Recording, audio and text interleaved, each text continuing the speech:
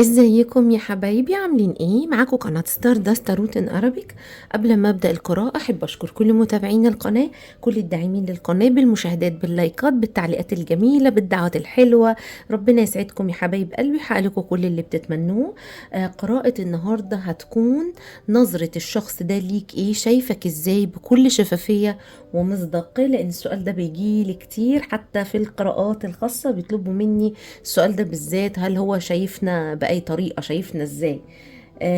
واللي هيطلع لي كله هقوله لك، سواء جسديا، شكليا، حاجات تانية ظهرت هقولها لك. معنا مجموعتين. المجموعة الأولى، أول حرف من اسم الشخص اللي أنت بتسأل عنه: ألف، نون، شين، عين، ر، ف، س، زاي، ضاد، ب، س، ه، ح، غين. حجر التايجر آي، الحجر ده،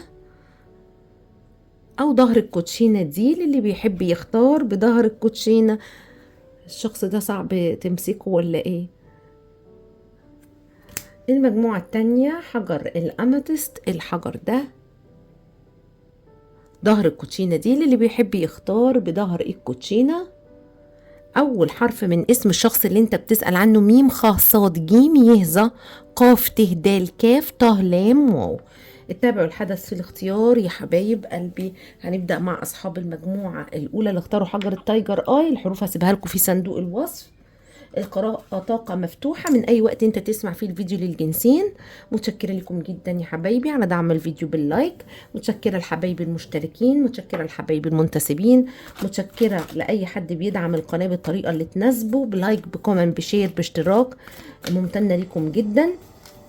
متشكرة لحبايبي الداعمين للقناة دعم مادي عن طريق السوبر ثانكس. يا رب دايما في خير وعطاء ووفرة ورزق لا مقطوع ولا ممنوع يا حبايب قلبي. تعالوا نشوف طاقتكم انتوا الاول ايه، عشان تتأكدوا ان قراءة النهاردة فيها رسائل عشانكم. بسم الله الرحمن الرحيم. طاقة حبيبي اللي بيسمعني ايه؟ طاقتك ايه يا حبيبي اللي بتسمعني؟ طاقتك انت اوه ماي جاد.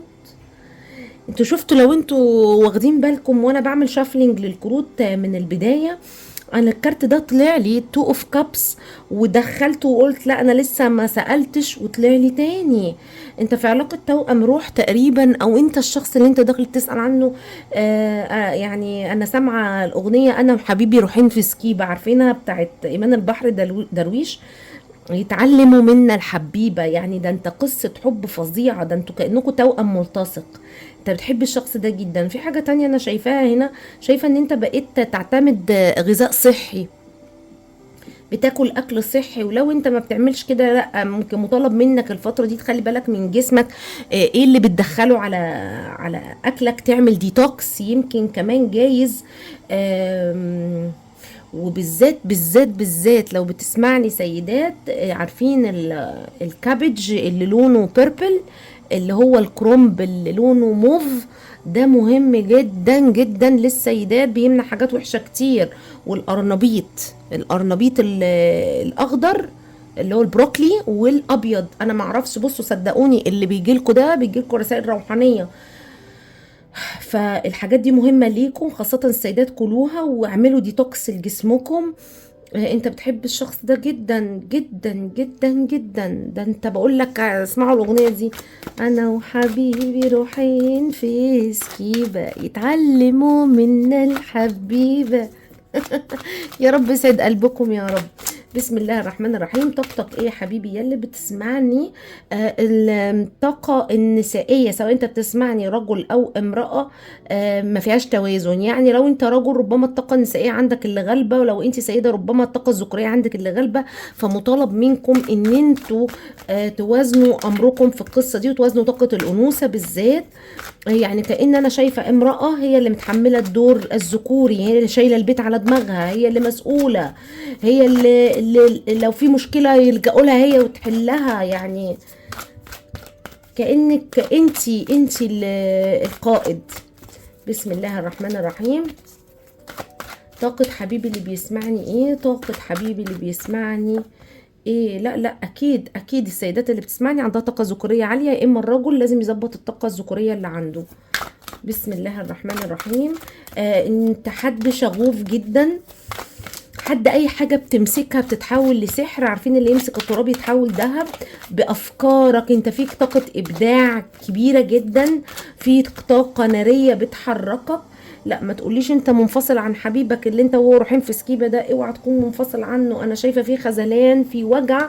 يمكن الرجل مش قادر يقوم بدوره كهو الراعي الحامي، وعشان كده تحسوا ان هو تعبان او اصلا كانه شادو مش موجود. والمرأة هي يمكن عشان كده متحملة المسؤولية. في كلام يمكن صعب اتقال، جايز الرجل جاف شوية في المشاعر، الرجل جاف شوية ما بيعبرش كتير، مع ان المرأة اللي بتكمله يعني. بسم الله الرحمن الرحيم. طاقة حبيبي اللي بيسمعني ايه اللي موجود في طاقتك يا حبيبي يلي بتسمعني؟ انت قاعد لوحدك، يعني انت في طاقة استقلال، يعني مستقل، عندك وفرتك. انتوا ما شاء الله تبارك الله، ايا كان بيسمع رجل او امرأة، انتوا عندكم وفرة مادية كبيرة وعندكم خير ما شاء الله، اللهم زد وبارك. بس انتوا حزينين لان الراجل مش بيقوم بدوره، والسيدة يمكن منتظرة او عارفة ان هي اللي بتكمله، ولكن مش عارفة تتكلم او مش عارفة هتقوله ايه بقى. يعني خلاص انت مسيطر عليك العاطفة اللي تحملها للشخص ده، مسيطرة عليك قوة المشاعر اللي تحملها. انت بتتمنى ان هو يقوم بدوره صح، انت بتتمنى او المرأة، انا حاساها المرأة بتتمنى لانها نازلة تحت الطاقة الانثوية. المرأة بتتمنى الرجل يقوم بدوره، يتمنى ان هو اللي يرعاها، ان هو اللي يشقلب عشان يشوف لها احتياجاتها ويشوف لها هي عايزة ايه او محتاجة ايه. انتوا تعبانين جدا من كلام اتقال، انا حاسة في كلام، في خذلان، في وجع، كلام صعب اتقال، وكمان يمكن كمان ما قالهولكش فيس تو فيس. يعني الكلام اللي اتقال سبب لك الالم وسبب لك التوتر ده، يمكن كمان ما اتقالكش فيس تو فيس. انت زعلان، انت زعلان يا حبيبي.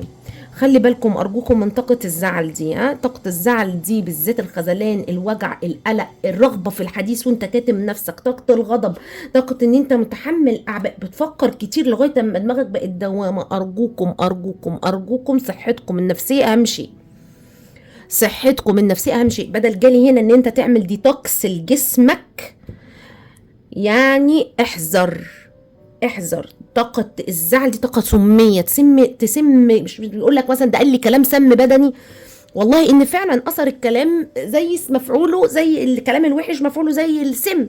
فارجوكوا ارجوكوا حبايب قلبي، سواء رجال بيسمعوني سيدات بتسمعوني، صحتكم النفسيه اهم شيء. لا راجل هيقول لك انت تعبتي عشاني ويقدر، لا امراه هتقول لك انت اللي جبته لنفسك، انا ما عملت ما طلبتش منك تضحي.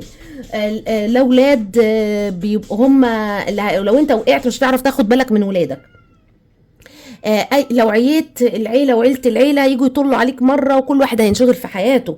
فرجاء رجاء رجاء لحبايبي اللي بيسمعوني، اهتموا بصحتكم النفسيه، لان شكلكم انتم من النوع اللي بيحزن بيمرض. ارجوكم خلي بالكم من نفسكم. اللهم صل عليك يا سيدنا النبي. تعالى نشوف هنا ايه اللي موجود في طاقة حبيبي اللي بيسمعني، ايه اللي موجود في طاقة حبيبي اللي بيسمعني. والحاجات اللي انا قلت لكم عليهم تاكلوهم، لان مش انا اللي بقول، مش انا اللي بقول، صدقوني. الحاجات دي بتجيلك رسائل من مرشدينك الروحانيين. الكرنب اللي لونه موف، والقرنبيط، والبروكلي. بسم الله الرحمن الرحيم. الكابج اسمها تقريبا، مش عارفه. بسم الله الرحمن الرحيم. ايه اللي موجود في طاقة حبيبي اللي بيسمعني؟ Have you asked your angel for help with this؟ هل انت سألت الله والملائكة ان هم يساعدوك في الموضوع اللي انت فيه؟ اسأل ربنا، ادعي كتير، يمكن الدعوات مطلوبة منك. vacuum away fear. لازم يا حبيبي تشتغل على الخوف، ما تخافش من شيء. لسه سامع حديث للشعراوي ان الانسان بيخاف من الحاجة قبل ما تحصل. وهل خوفك يمنع الشيء؟ لا. هل خوفك يمنع الحاجة؟ لا. ولكن انت بتقعد في طاقة حزن وبطاقة خوف ومتوتر، والحاجة لسه ما حصلتش. وحتى لو الحاجة حصلت خلاص، واجه أسوأ مخاوفك. وبيقولك دايما ما تفكرش في المصايب قبل ما تحصل، لان المصيبة بتنزل مثلا لا قدر الله، سلام قول من رب الرحيم، ربنا يرفع عنا اي حاجة وحشة، معاها لطف الله. فوقف الخوف، وقف الخوف، او نظف مشاعر الخوف اللي عندك. ايه اللي موجود في طاقة حبيبي اللي بيسمعني؟ ايه اللي موجود في طاقة حبيبي اللي بيسمعني؟ بيقول لك visualize success، تخيل النجاح، تخيل اللي انت عايزه موجود الآن في اللحظة دي، كل اللي انت عايزه متوفر عندك. تخيل ان انت نجحت، تخيل ان انت حصلت على اللي انت عايزه وهيتحقق، واشعر بالسعادة وامتن وافرح، هتلاقيه جالك. بيقول لك your life purpose involve writing and reading, editing or selling spiritual based book. يمكن القراية مهمة بالنسبة لك، او الكتابة، يمكن حتى تفريغ المشاعر لو متضايق ومش عارف تقول لحد، لان بتجيلي رسائل كتير احنا محتاجين نتكلم مش لاقيين حد نتكلم معاه. فرغ شعورك يا حبيب قلبي بالكتابة، اكتب اللي مضايقك واحرقه مثلا، ما تقراهوش تاني لا يخش في عقلك تاني اللاواعي. اكتب واحرق، اكتب وقطع. ماشي يا حبايب قلبي، تعالوا نشوف اكتر ايه اللي موجود في طاقتك يا حبيبي اللي بتسمعني، ايه اللي موجود في طاقة حبيبي اللي بيسمعني، ايه اللي موجود في طاقة حبيبي اللي بيسمعني. بسم الله الرحمن الرحيم، اللهم صل على سيدنا محمد.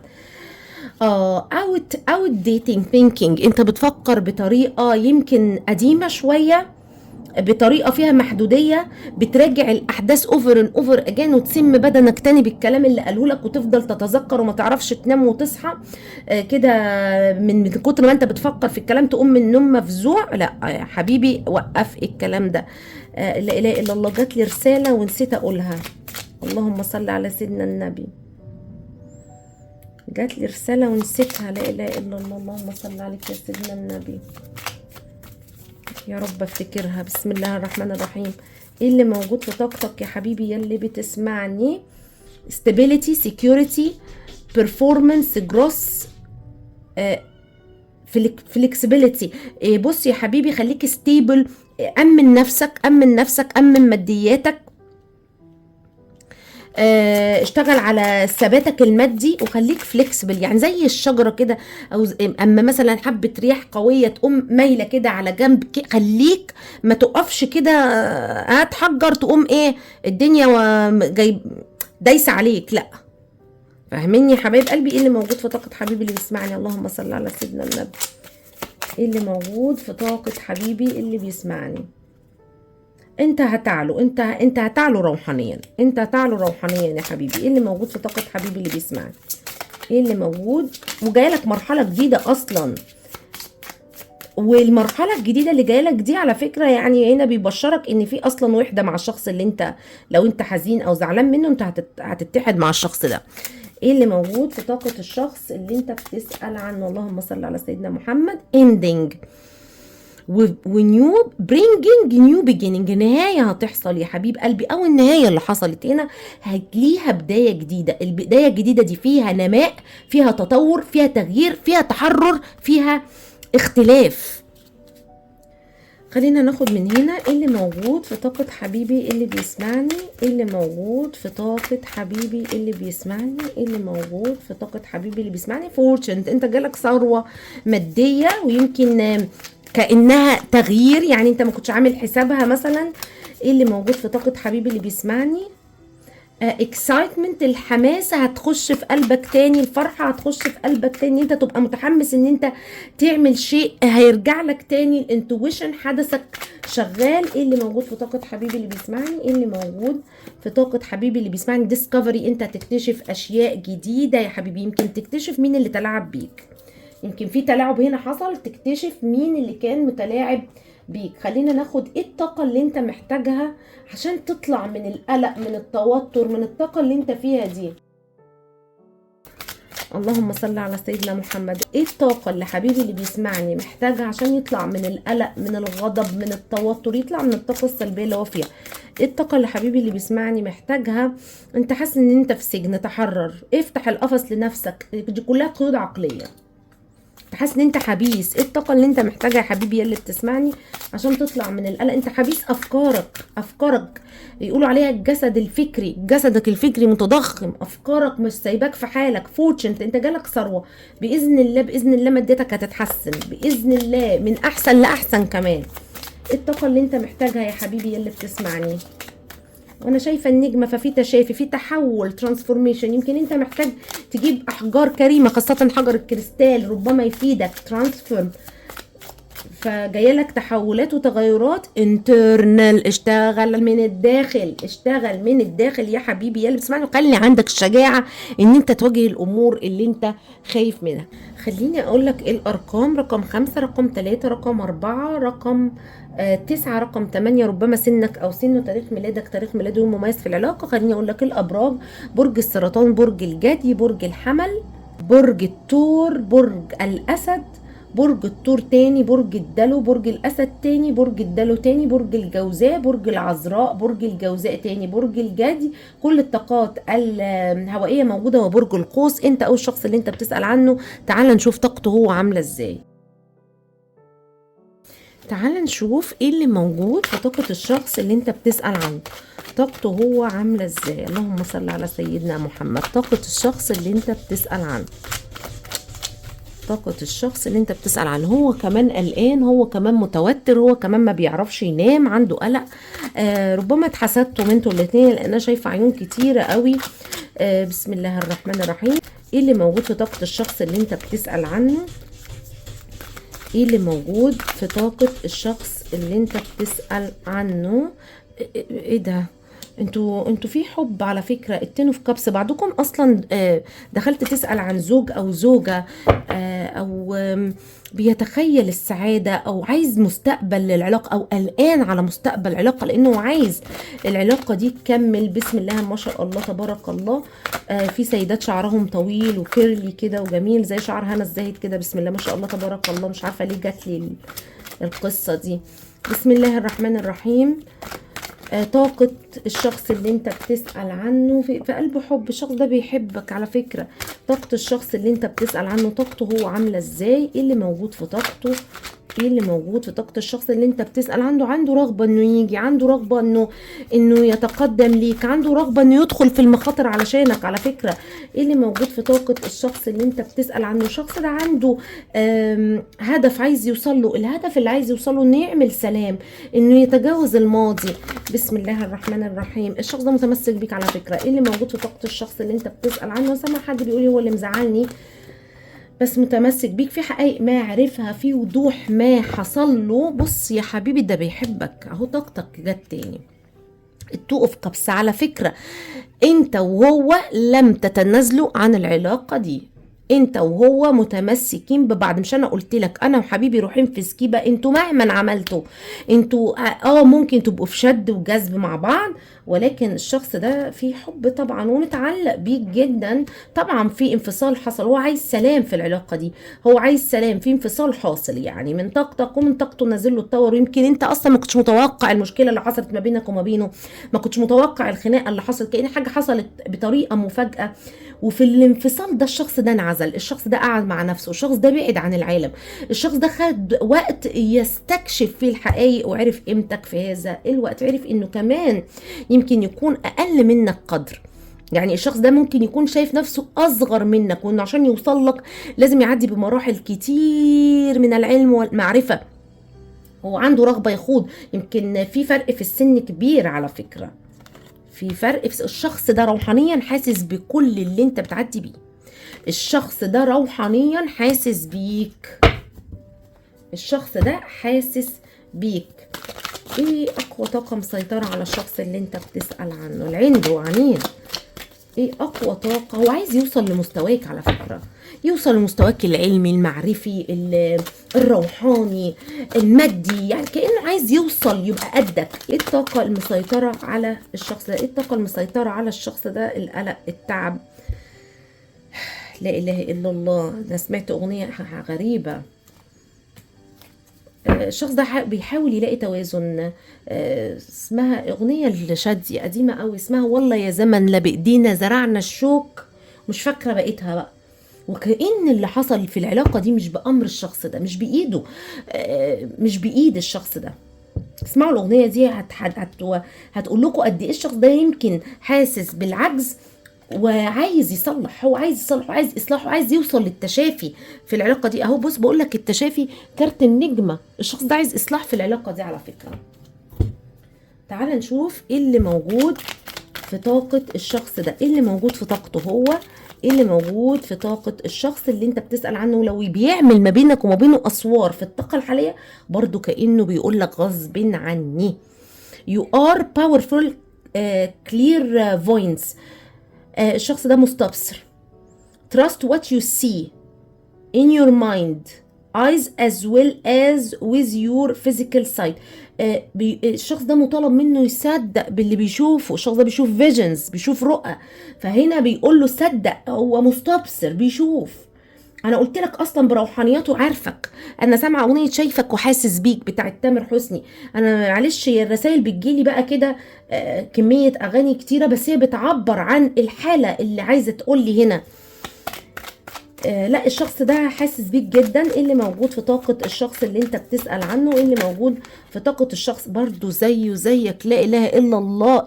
يا حبايبي فعلوا النية، فعلوا نية ان انتوا تبقوا مع بعض في العلاقة دي. برضو هنا بيقول لك have you ask your angel for help. اسأل ربنا، ادعي، فعل ان انت ربنا يذلل العقبات وتبقوا مع بعض. ايه اللي موجود في طاقة الشخص اللي انت بتسأل عنه؟ ايه اللي موجود في طاقته؟ express your divine feminine energy embracing its magical. الشخص ده لازم يعلي الطاقة الأنثوية بتاعته.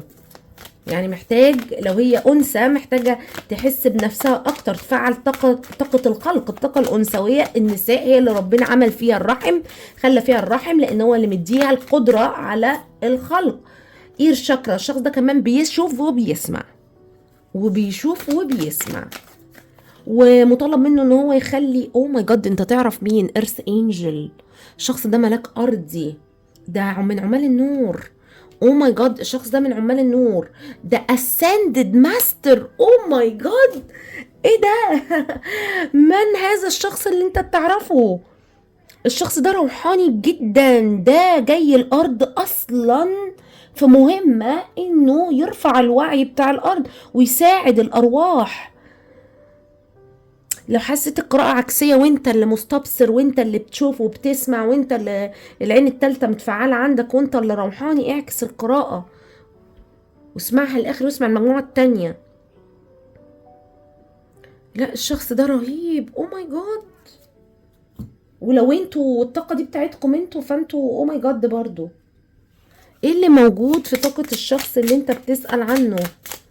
في ملايكة أرضيين هنا ما شاء الله تبارك الله. ايه اللي موجود في طاقة الشخص اللي انت بتسأل عنه؟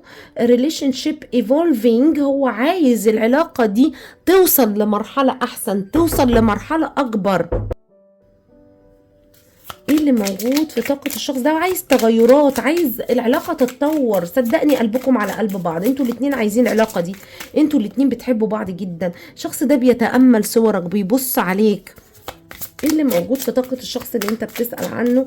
بيبص على الذكريات ما بينكم. ايه اللي موجود في طاقة الشخص اللي انت بتسأل عنه؟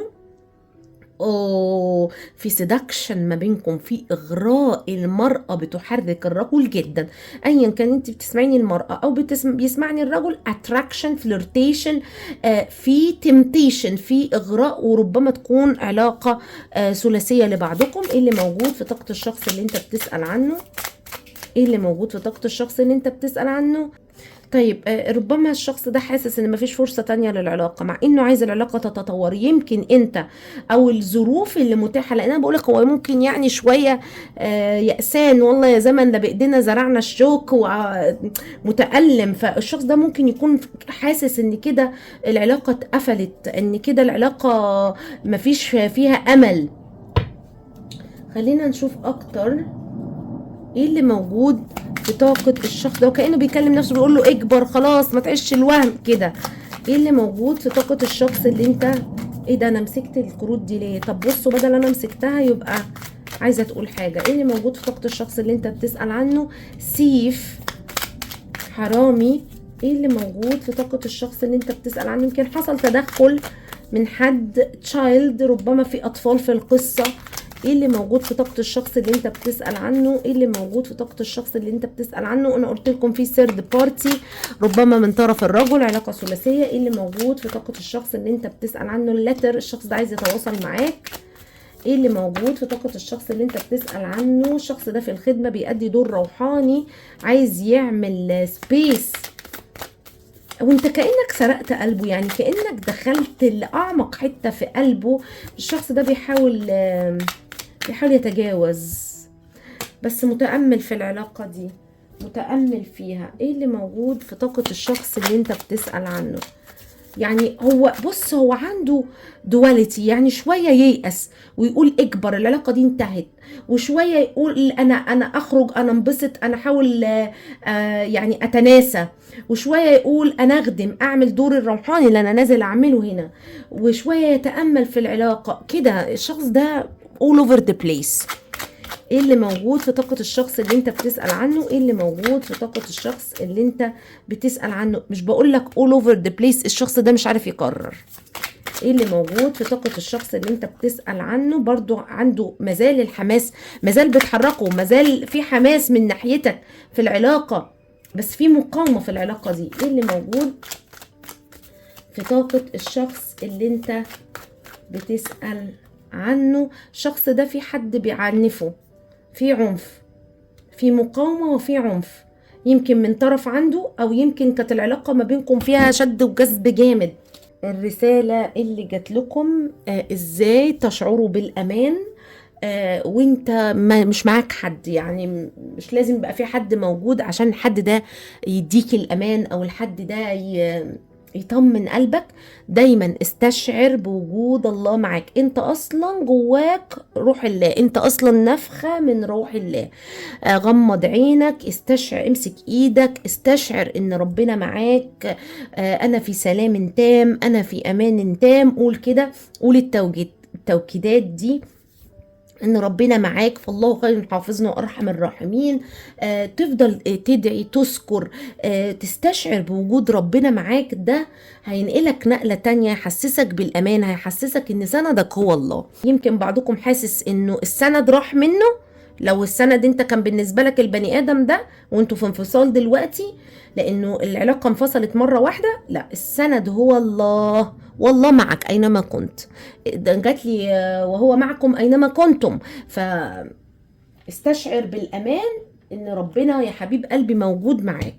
واحنوا على نفسك، وحبوا نفسكم، وعلي قيمتكم، وطبطبوا كده على نفسكم، طبطب على قلبك كده وقول يا رب امسح على قلبي برحمة منك.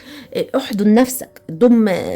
ده اهو بصوا، والله العظيم الرسائل جايه لكم ايه، بترف عليا، اللي هي واضمم اليك جناحك من الرهب. اضمم يعني حط ايدك على، اضمم ايدك على بعض، احضن نفسك، احضن نفسك، هيقلل الاحساس بالخوف وبالتوتر وبالقلق. اللهم صل عليك يا سيدنا النبي. ايه الطاقه اللي الشخص ده محتاجها؟ ايه الطاقه اللي الشخص ده محتاجها؟ ايه الطاقه اللي الشخص ده محتاجها؟ ريفلكت، اللي يعرف ان اللي بره انعكاس للي جواه، يعرف ان اللي بره انعكاس لجوه. ايه الطاقه اللي محتاجها الشخص ده؟ ستورم، العاصفه. اللي حصل ده كانت عاصفه بالنسبه للشخص ده. بليسنج، وكل تغير يا حبايبي فيه نعمه، وكل درس تاكد مفيش حاجه بتحصل صدفه. اللي بيحصل هو اللي داخل رساله، اللي داخل جاي يعلمك شيء بهدف، مفيش حاجه صدفه ابدا. بروتكشن، الشخص ده عليه حمايه وبرده جايله. والله انتوا الاتنين زي بعض. بص، فورتشن وكابتشر وانترنال، نفس القصه. الحاجات اللي انت محتاجها هو محتاجها، هو جايله وفره برده ماديه، لازم يطلع من سجون العقل اللي هو عاملها لنفسه. انترنال يعني لازم يشتغل على الداخل. طيب تعالوا نشوف الارقام. رقم 7328، شهر الميلاد بتاعك، تاريخ مميز في العلاقة، يوم الميلاد. تعالى اقول لك ايه الابراج. برج السرطان، برج الثور، برج العقرب، برج الدلو، برج العقرب تاني، برج الثور وبرج الميزان، برج الدلو كل الطاقات الناريه، برج القوس مرتين، برج العقرب والطاقات الناريه، برج الدلو، برج القوس تاني كل الطاقات المائيه، برج الحوت وبرج الجوزاء. انت او الشخص اللي انت بتسأل عنه، تعالى نشوف الشخص ده شايفك ازاي. هنزل ورقي حبايبي وارجع لكم تاني. عقبال ما ارجع لك فضلا وليس امرا، انزل حط اللايك يا حبيبي اللي بتسمعني. طيب الشخص ده شايفك واحد بتتحمل مسؤولية، او عليك مسؤوليات كتير، او انت شخص بتشيل مسؤولية اكبر من طاقتك.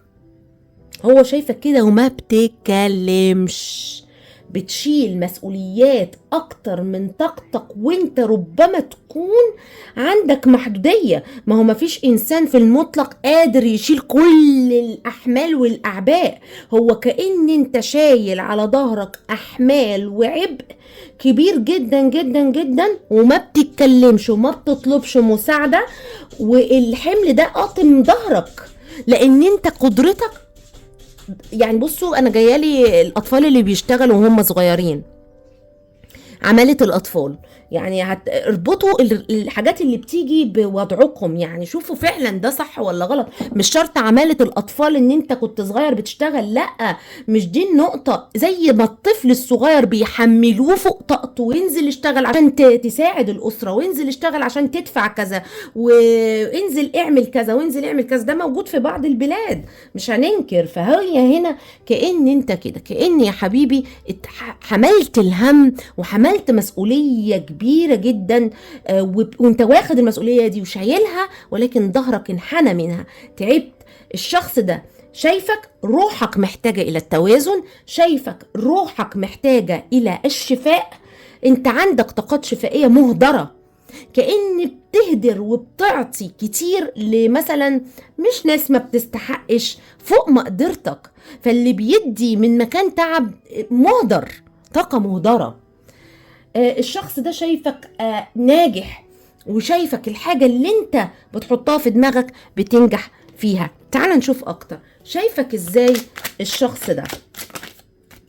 اهو انت محتاج الى التوازن. بص، التمبرنس هنا جالي مقلوب، هنا جالي معدول. انت محتاج انك توازن نفسك وتشفي نفسك، واذا تعبان من الحجم المسؤوليات عليك وقف وقول انا تعبت، انا محتاج مساعدة. بسم الله الرحمن الرحيم. الشخص ده شايفك ازاي؟ نظرة الشخص ده ليك ايه؟ شايفك من حيرتك، شايفك روحك حيرانة، شايفك محتار تاخد اي طريق، وبتاخد وقت كتير قوي ان انت تفكر. عندك صعوبة في التخلي، عندك صعوبة في التخلي. بسم الله الرحمن الرحيم. شايفك ازاي بتقف حيران كتير. شايفك ازاي الشخص ده؟ نظرة الشخص ده ليك ايه؟ هو شايفك روحاني قوي على فكرة كمان. يعني الشخص ده شايف روحانيتك بتاع ربنا، بركة. عارف كده ما نقول ده حد بركة بتاع ربنا، بس ما يبانش عليك على فكرة، ما يبانش عليك، من نوع يمكن اللي بتداري الموضوع ده.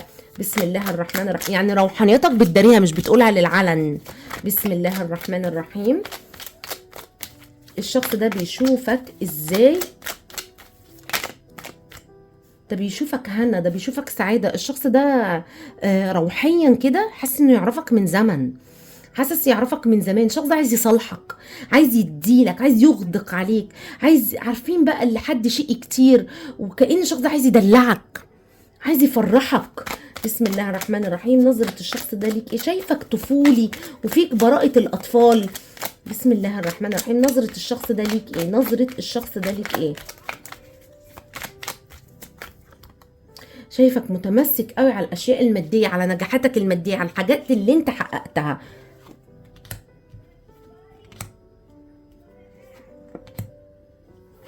شايفك ازاي الشخص ده؟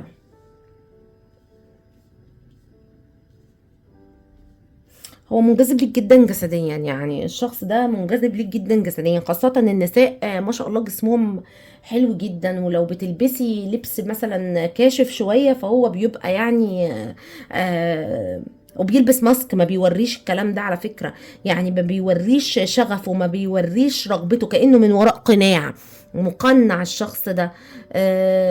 لا، الشخص ده منجذب، كمان الرجل منجذب للمرأة جدا جسديا، وعارف ان هي عندها عطاء لا محدود.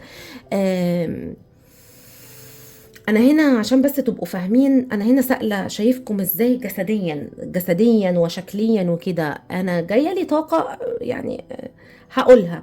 يعني كأن الشخص ده عارف ان انت لو معاه في علاقه مثلا، انت هتعرف تديله، هتعرف توصله لمرحله الرضا. يعني شايف ان انتوا معطائين، سواء رجل او سيده. العطاء والكرم على فكره بيبقى في كل حاجه، بيبقى في الحب، في العلاقه الجسديه، في الماده. حاجة زي كده هنا. وعطائك بيشفي الشخص ده، يعني الشخص ده حاسس انه لو دخل معاك في علاقة انت عندك القدرة على ان انت تشفي جروحه، ان انت من طاقتك اللي هياخدها. ما العلاقة الجسدية دي تبادل طاقي، ده طاقتك بتمتزج بطاقة حد تاني. فالشخص ده عارف، او هو يعني لو ده حصل ما بينكم او لو بيتخيل، فهو متأكد ان انت هتشفيه بمجرد ما تلمسه، ان انت هتخليه يطير في الهوا. يا لهوي، يعني هتخليه في دنيا غير الدنيا. انا شايفة واحد طاير هتاخده في عالم تاني. بسم الله الرحمن. عالم الماجيك، عالم الاحلام، عالم الخيال. يعني انا عيني انتبهت لان هي راكبه حصان من ورق الشجر. عارفين عالم الخيال؟ كانك هتوديه في حته تانية. بسم الله الرحمن الرحيم. شايفك ازاي جسديا الشخص ده؟ شايفك ازاي جسديا؟ نظرة الشخص ده ليك ايه جسديا؟ بس انت محترم. هو شايفك محترم جدا، شايفك تبع العادات والتقاليد. عمرك ما هتخش في علاقة بدون زواج، عمرك ما هتخش علاقة ما فيهاش ارتباط رسمي. على ان هو على رغم انه ممكن يكون الشخص ده عارف ان انت منجذب ليه كمان، والانجذاب الجسدي هنا متبادل، الا انه عارف ان انت حد بيتقي الله، حد بتحافظ على حرمات ربنا. يعني فالشخص ده متأكد قد ايه ان انت حد ذو قيمة عالية على الصراط المستقيم. بسم الله الرحمن الرحيم. الشخص ده شايفك ازاي جسديا؟ الشخص ده شايفك ازاي جسديا؟ انت في افكاره بيفكر فيك كتير جسديا جدا، بيفكر كتير فيك جدا جسديا. وعلى فكرة هو بيحاول يبعد الافكار دي عنه، بس ساعات بتسيطر عليه. بتسيطر عليه قد ايه؟ على فكرة الشخص ده عايز يجيب اطفال منكم. الشخص ده عايز يجيب اطفال منكم. الرجل، لان دي طاقات انثويه اللي طالعه لي. الرجل شايف المراه، الخصوبه، الخير، قد ايه جذابه، قد ايه معطاءه. حته العطاء دي بتتكرر تاني. قد ايه هتشبعه، هتشبعه. الشعر الطويل تاني شايفاه، وعندك ولاء. يعني الشخص ده شايفك، يعني لو ربطتك بيه علاقة جسدية فانت خلاص اتأثرت بيه الى الابد. هو شايفك كده، عندك ولاء. الشخص ده صدقوني بيفكر في الانجاب، وعايز يكون عيلة معاك على فكرة. يعني الشخص ده عايز يكون عيلة معاك. يا لهوي على الاغاني اللي بتجيلكم. وحبيبتي وام عيالي، اسمها ايه؟ من يوم ما قابلتك انتي ولقيت في هواكي مدينتي. مش عارفه ايه بقيتها.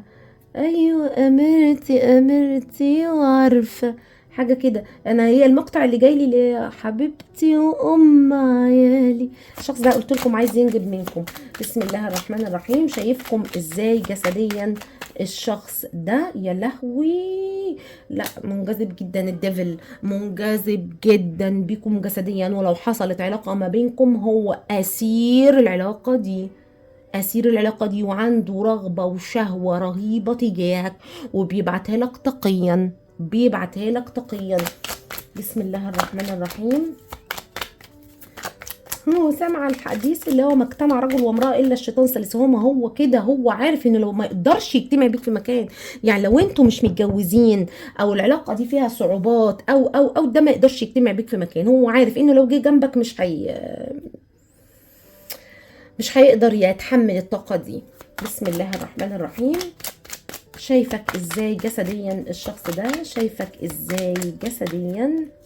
اهو بصوا تاني، تاني الكوين اوف كابس. قد ايه عارف ان انت تقدر تعطيه، تقدر تعطيه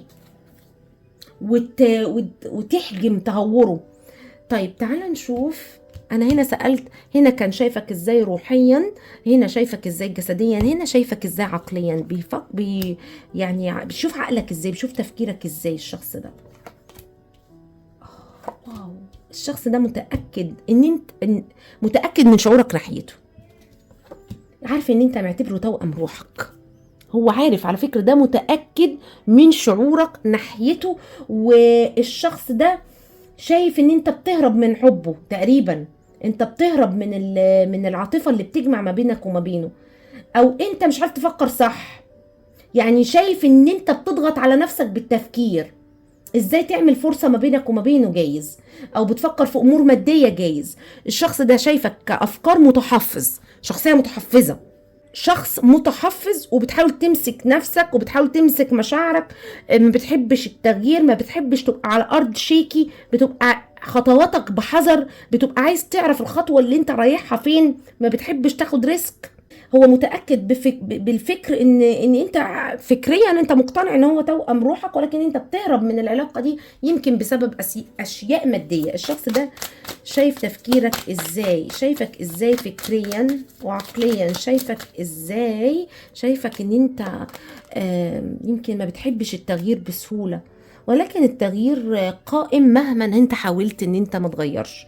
يعني هو عايز يعلمك كده، او ان هو عايز يعني يقول لك ان التغيير جاي جاي مهما انت كنت متحفظ على الاشياء اللي معاك. هي اصلا سنة الحياة التغيير. الشخص ده شايفك ان انت عقلاني جدا جدا جدا، وبتحكم عقلك جدا، بسبب برضو ان انت مريت بخبرات كتيرة. انت روحك مش عانت، روحك شافت كتير لغاية ما وصلت للتوازن. بسم الله الرحمن الرحيم. الشخص ده شايفك ازاي فكريا، فشايفك كمان البصيرة عندك متفعلة.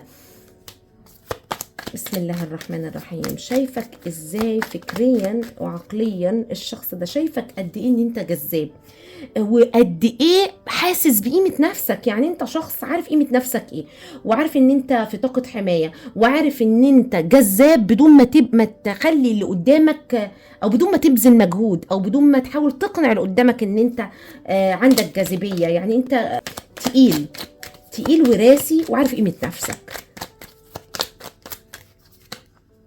بقول لك تقيل وراسي وعارف قيمة نفسك. انت بتهتم جدا بوضعك الاجتماعي، وبتهتم جدا بشكلك، فعشان كده بتاخد خطوات بحذر رغم ان انت عايز البداية الجديدة معاه. الشخص ده عارف ان انت عايز تخاطر، ولكن انت بتمنع نفسك بالهروب. الشخص ده حاسس ان انت عايز تخاطر، ولكن تمنع نفسك بالهروب. طيب،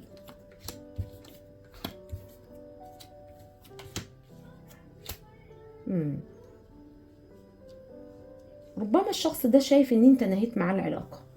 جايز شايف ان انت نهيت معاه العلاقة، بتحاول تسيطر على نفسك بسبب الانفصال اللي حصل، بتحاول تتجاوز الألم الفظيع اللي انت مريت بيه. انت متألم. الشخص ده حاسس او شايف ان انت بتسيطر على مشاعرك عشان تسيطر على الانفصال اللي حصل، وتحاول تتجاوز وتعدي الألم، لان انت موجوع متألم. بتحاول تشوف نفسك وصابر على ان يبقى في بداية جديدة معاه. خلينا نشوف اكتر. انت بتمثل له حاجة كبيرة جدا على فكرة. انت بتمثل له معرفة، بتمثل له وعي. انت كنت سبب في تطور الشخص ده الروحاني. بسم الله الرحمن الرحيم. لا، انت مريت بتجارب رهيبة، الألم شديد جدا. انتوا بتقفلوا دورة قرمية على فكرة. يعني الشخص ده شايف انت مين بالنسبة له. انت انت رسالة، انت علاقة مهمة جدا، بينت له اشياء وكانت على غفلة. يعني لما جه بدأ معاك العلاقة دي عمره ما كان يتوقع الامور اللي كانت هتحصل ما بينك وما بينه دي. انت مين بالنسبة للشخص ده، وشايفك ازاي. شايفه اوه ماي جاد، شايفك قد ايه ان انت اللي كان بيحلم بيه. قد ايه هو متأكد انه هيبقى في الأسرة السعيدة اذا كان معاك. قد ايه متأكد ان الخيرات هتيجي على ايدك. انت مين بالنسبة للشخص ده. وعلى فكرة جت مفاجأة، اتعلق بيك جدا الشخص ده، اتعلق بيك جدا. انت مين بالنسبة له، انت مين بالنسبة له، شايفك ازاي. يعني لما العشرة تنزل لك 3 مرات، النهاية اللي حصلت في العلاقة دي بسبب أطراف ثلاثية من عندك يا من عنده. شايفك ازاي الشخص ده، شايفك ازاي، شايفك فرصة، شايفك كنت عطية من رب العالمين، هبة نعمة من رب العالمين. بسم الله الرحمن الرحيم. صابر الشخص ده وعايز رجوع على فكرة من قبل ما اشوف اي حاجة في مشاعره. بسم الله الرحمن الرحيم. شايفك ازاي وانت بتمثل له ايه.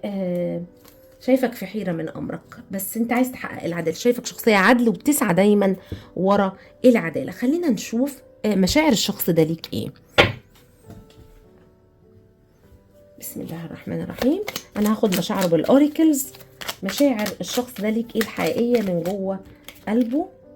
الشخص ده مشتاق لك، مشتاق لك وعايز يسمع منك، عايزك تكلمه. مشاعر الشخص ده ليك ايه؟ مشاعر الشخص ده ليك ايه الحقيقية من جوه قلبه؟ شعور الشخص ده الحقيقي تجاهك ايه؟ enemy watch your back. اكيد هو مش شايفك عدو، بس اكيد انا قلت لك الانفصال حصل بسبب اطراف ثلاثية. يمكن حاسس ان في ناس تدخلت ما بينك وما بينه بالسلب.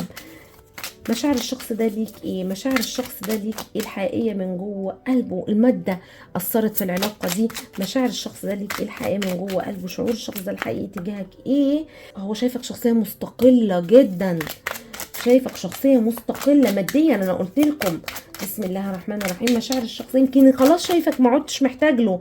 هارت بريك اندنج، هو شايفك ان انت نهيت العلاقة دي رغم ان وجعك ان قلبك موجوع وان وجعك كبير. مشاعر الشخص ده ليك ايه الحقيقية من جوه قلبه؟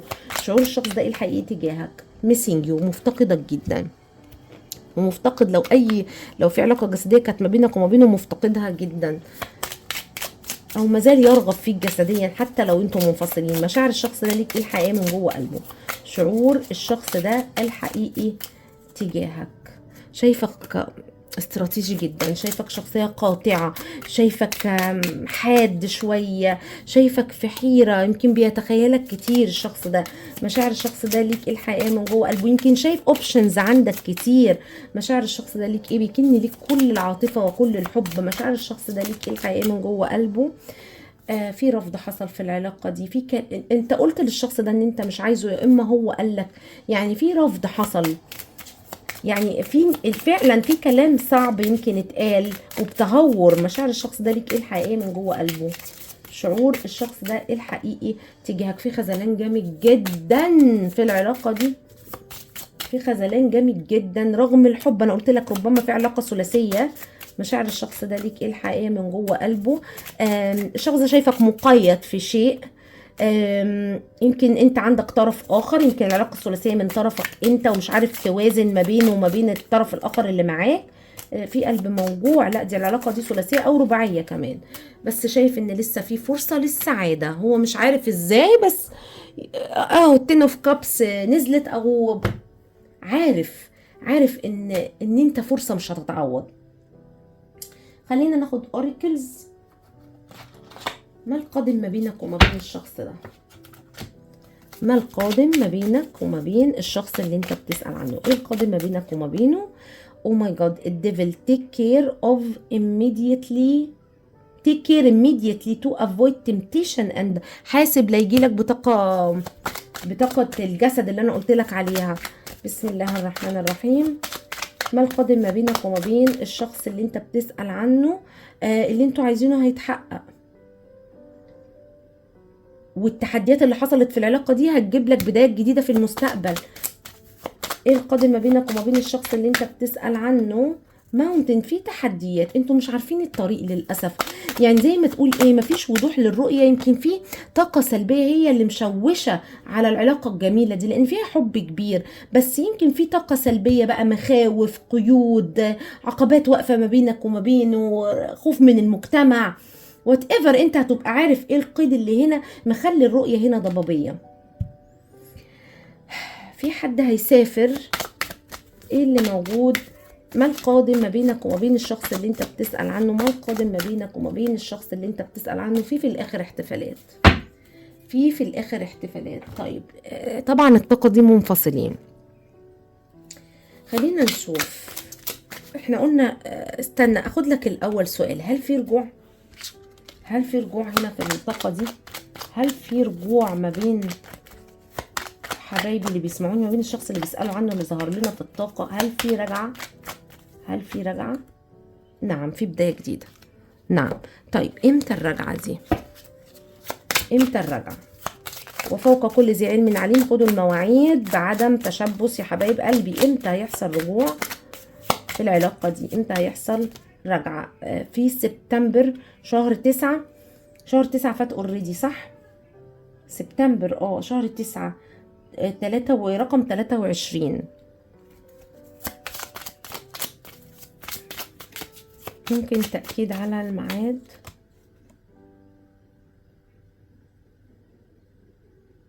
يمكن في محاولات للرجوع، لان بيقول لك the time is now. ممكن في محاولات الرجوع في من شهر 8 او شهر 9 اللي فات، كمان من شهر 8 وشهر 9 اللي فات. طب خليني اخد بالكوتشينه، معلش. امتى يحصل رجوع؟ امتى يحصل رجوع ما بينهم؟ امتى هتحصل بدايه جديده والرجوع ما بينهم؟ على فكره سريعه لان دي طاقه هوائيه. الطاقة سريعة على فكرة. ومكتوب 10 بس بنختزل الرقم ل1. فأبشروا، أنا حاسة إن من شهر 8 ومن شهر 9 اللي فات، لو أنت بتسمع القراءة في توقيتها، في توقيت نزولها، أنتوا بتحاولوا ترجعوا. من شهر 8 شهر 9 في محاولات. إذا ما كانش بقى فخد شهر سبتمبر من الوقت اللي أنت بتسمع فيه القراءة في توقيت رقم 1. وانا حاسه الرجوع سريعا، لان هنا بيقول لك the time is now وجات لك رقم 1 وطاقه هوائيه، فطاقه سريعه. اتمنى لكم يا حبايبي الخير. حبايبي اللي حابب قراءه خاصه معمقه يتواصل معايا عن طريق رسائل الانستجرام، هسيب لك اللينك في اول تعليق مثبت وفي صندوق الوصف. متشكره لكم جدا يا حبايبي، اتمنى لكم كل الخير، كل الحب، كل السعاده. اذا عجبتكم القراءه ادعموا الفيديو باللايك. طاقه الاخذ والعطاء مهمه يا حبايب قلبي. حبايبي اللي لسه ما اشتركوش، يسعدني يا حبايب قلبي اشتراككم. متشكره لكم جدا. كانت مع قناه ستاردست روتين ارابيك، مع السلامه. اهلا بيكم حبايبي اصحاب المجموعه الثانيه اللي اختاروا حجر الاماتيست. الحجر ده مجموعة الحروف يا حبايبي، هسيبها لكم في صندوق الوصف. القراءة طاقة مفتوحة من أي وقت أنت تسمع فيه الفيديو للجنسين. متشكرة لكم على دعم الفيديو باللايك. الأخذ والعطاء مهم. متشكرة لحبايبي المشتركين. حبايبي اللي لسه ما اشتركوش، يسعدني يا حبايب قلبي اشتراككم. متشكرة لحبايبي المنتسبين. متشكرة لأي حد بيدعم القناة بالطريقة اللي تناسبه، بلايك، بكومنت، بشير. ممتنة لكم جدا. ممتنة لحبايبي الداعمين للقناة دعم مادي عن طريق السوبر ثانكس. يا رب دايما في خير وعطاء ووفرة ورزق لا مقطوع ولا ممنوع. خلينا نشوف طاقتكم انتوا الأول ايه يا حبايبي، عشان تتأكدوا ان قراءة النهاردة فيها رسائل عشانكم. طاقة حبيبي اللي بيسمعني ايه؟ طاقتك ايه يا حبيبي يلي بتسمعني؟ انت شخصية قوية جدا، شخصية مسيطرة، بتعرف تسيطر على نفسك وبتعرف تسيطر على اي حد اخر بايه؟ بطيبتك يعني وبحنيتك. احنا اصلا القراءة النهاردة هو شايفك ازاي بكل شفافية بوضوح. انا وانا بحضر ورقكم انا سامعه الاغنيه دي ملاك ملاك ملاك يا ناس، وليها على القلوب تأثير تأثير. اغنية جورج وسوف اسمها قلب العاشق دليله. فربما الشخص ده اصلا شايفكم ملائكيين يعني، او عندكم طاقات تشافي، طيبين حنينين. انا وده كارت فيه حنية. انت ربما تكون عندك اطفال، ربما شخصيتك مرحة، تحب الفرح، الضحك، السعادة، شفائي. انا قلت لك طاقة حبيبي اللي بيسمعني ايه اللي موجود في طاقتك يا حبيبي يا اللي بتسمعني. ربما انت عارف الشخص ده بقالك مدة، ربما انت في زواج رسمي او عايز زواج رسمي من الشخص ده. انت طاقتك فيها لغاية الان اللي نازل ميجر اركانا، فانت تقريبا الطاقة قوية او انتنس عندك الفترة دي، او في تغيرات كبيرة بتحصل، في وضوح ما حصل عندك، في درس ما اتعلمته، في قرار ما بتاخده. طاقة حبيبي اللي بيسمعني ايه؟ طاقة حبيبي اللي بيسمعني ايه؟ ليدر، شخصية بقول لك انت قوي جدا. قوتك في السيطرة على نفسك والسيطرة على شعورك، وفي صمت، مش من نوع الجعجاع كده اللي تقعد تتكلم عمال على بطال. لا، انت عارف انت عايز ايه، بتحدد الهدف، بتخطط له وبهدوء. طاقة حبيبي اللي بيسمعني ايه اللي موجود في طاقتك يا حبيبي يا ريت تسمعني؟ او ماي جاد، انت بعد كل ده في رحيل؟ انت رحلت عن الشخص ده ولا ايه؟ بس انت راحل بحب، انت في تغيرات بقول لك يا لهوي. بصوا 6 ميجر اركانا، 6 ميجر اركانا. واتس جوينج اون؟ انت اتعلمت الدرس، بس انت بتقفل الفترة دي دورة كرمية معينة وفيها رحيل، والرحيل ده انت بتخطط له. الرحيل ده انت بتخطط له. طب خلينا نشوف. وهتبدأ بداية جديدة على فكرة، في بداية جديدة عندك بروح استكشافية، بروح شبابية، وهتحكم فيها المنطق والعقل. في تواصلات هتحصل بشأن زواج جايز او استقرار، او هتحقق مكاسب مادية واستقرار مادي بعد فترة من عدم الاستقرار المادي او تذبذب عدم الوضوح. انت هترحل منين؟ هترحل منين بالظبط؟ بليز كلاريفاي ذا ايت اوف كابس. انت بتخطط للرحيل منين، او ايه الدوره الكرميه اللي انت بتقفلها دي؟ بليز كلاريفاي ايه الدوره الكرميه اللي الشخص ده بيقفلها؟ الايجو، انت كأن نفس جديدة بتبقى معاك، يعني خلاص الاولد سيلف راحت عليها، خلاص كاركتر جديد انت بتبنيه. ايه الدورة الكرمية اللي بيقفلها حبيبي اللي بيسمعك؟ ايه الكارما هنا اللي بتتقفل؟ ايه الدرس الكرمي اللي فهمه بيقفله؟ اهو الحنين الى الماضي، ملفات الماضي اللي كل شوية تتفتح لك، خلاص فهمت الدرس. انت بص ارجع لي تاني السكس اوف، طلع لي تاني ان انت بتقفل دوره كرميه. ربما يا حبيبي انت في حد كنت قاعد معاه كواجهه اجتماعيه، حد قاعد معاه عشان الاطفال، حد قاعد معاه عشان بقالك عمر كبير قاعد معاه، فربما انت بتاخد قرار ان انت تقفل القصه دي. طب انت هترحل منين؟ خلينا نتاكد برضو، خلينا ناخد من ديك تانية. انت هترحل من ايه بالظبط؟ بليز كلاريفاي ذا ايت اوف كابس، او انت راحل من ايه؟ بليز كلاريفاي ذا ايت اوف كابس. انت هترحل، هتسيب الهروب بقى، خلاص مش هتهرب انيمور، انت هتواجه. ما هو انت كنت بتهرب يمكن من قرارك الرحيل من العلاقه دي. طب العلاقه دي ايه؟ العلاقه اللي انت هترحل منها دي طبيعتها ايه؟ ايه طبيعه العلاقه اللي انت راحل منها؟ طبيعه العلاقه اللي انت راحل منها ايه؟ علاقه، ربما علاقه زواج بقالك كتير فيها، او للبعض انت قرر ترحل من شراكة، يمكن شراكة عمل كمان. بليز كلاريفاي ايه العلاقة اللي هيرحل منها حبيبي اللي بيسمعني او هيقفلها؟ علاقة زواج ربما، امبراطورة والامبراطور. يا علاقة يمكن قررت تتخلى عن توأمك للبعض، والبعض الاخر هتسيب علاقة زوجية، يا دي يا دي ملهاش تالت، يعني بس مش قادرة احدد انت هتسيب مين فيهم. انت هتسيب مين فيهم؟ هتسيب العلاقة التوأم ولا العلاقة الزوجية؟ هتسيب مين فيهم؟ العلاقة مع التوأم ولا العلاقة الزوجية؟ مش عايز يقول لي، بس انت حزين على فكرة.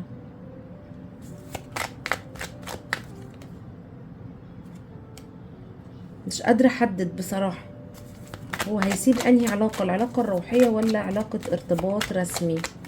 بليز كلاريفاي.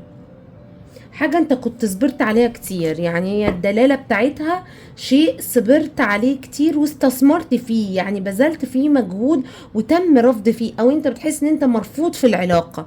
فشوف بقى مين فيهم، يعني في بعضكم بيسمعني اصلا انت في ارتباط وفي حد تاني. دي طاقتك يا حبيبي اللي بتسمعني. خلينا ناخد اوريكلز. ايه اللي موجود في طاقة حبيبي اللي بيسمعني؟ ايه اللي موجود في طاقة حبيبي اللي بيسمعني؟ ايه اللي موجود في طاقة حبيبي اللي بيسمعني؟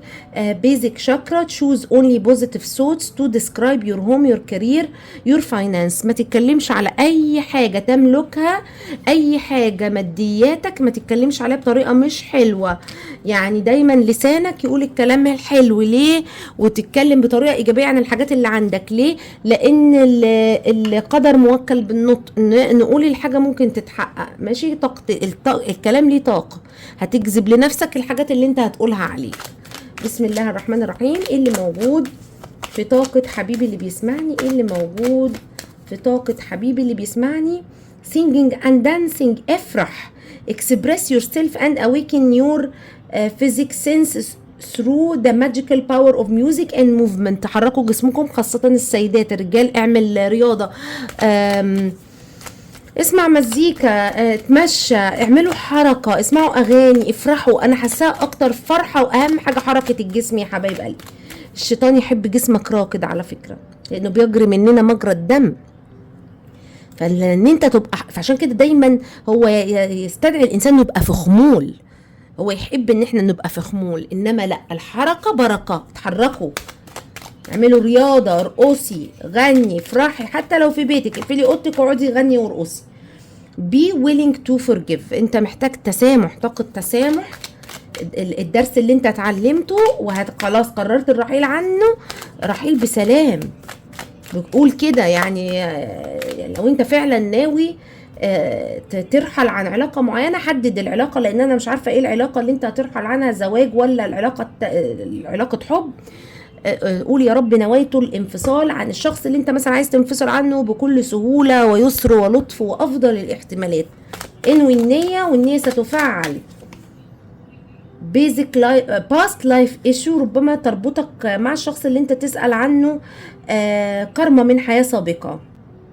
بيقولك حاول تفتكر او حاجة فعلتها في الماضي، حاول تفتكر الفعل اللي انت فعلته عشان تتشافى منه. طيب خلينا ناخد من هنا ايه اللي موجود، ايه اللي موجود في طاقتك يا حبيبي يلي بتسمعني، ايه اللي موجود في طاقة حبيبي اللي بيسمعني. توكينج وهارت بروكن، بس الكارت كان نازل مقلوب. ربما انتوا تشافيتوا من كسرة قلب، خاصة الطاقة الأنثوية، لأن أنا شايفة هنا أنثى. انت خلاص طلعت من طاقة الحزن، انت اتغيرت، بقولك انت تم التغيير. انت دلوقتي انت مستني يمكن رسالة او ايميل، في محادثة ما انت منتظرها.